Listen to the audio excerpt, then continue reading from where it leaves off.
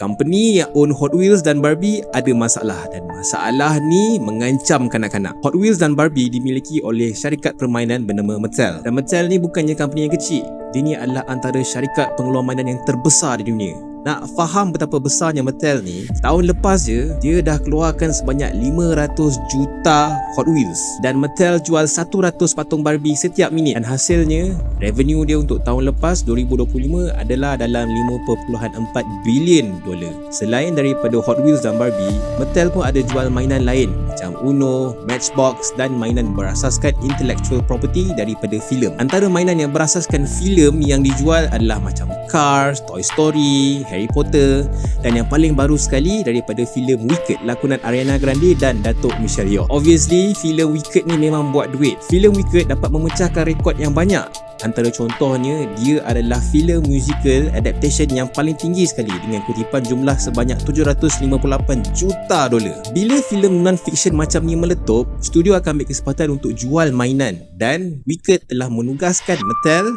untuk jual mainan dia. Dekat sini masalah mula jadi. Selalunya setiap filem akan beli satu alamat website untuk tujuan marketing, dan alamat website ni akan diprint pada packaging kotak mainan. Untuk filem Wicked ni, dia print alamat wicked.com dekat kotak mainan dia. Benda kecil ni merupakan punca kepada masalah tu. Kenapa? Sebab filem Wicked punya alamat website adalah wickedmovie.com. Dah tu wicked.com ni siapa punya? Kalau kita type wicked.com, kita akan pergi kepada website pornografi. Mana tak kecoh kan?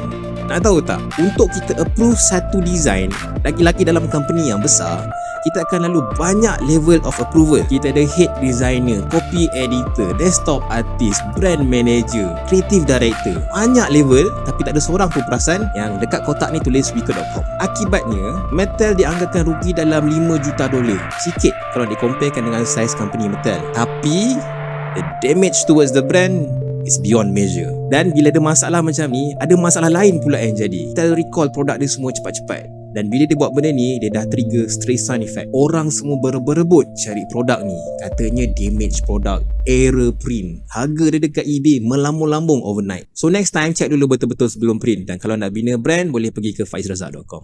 Alright, I'll see you next time. Bye.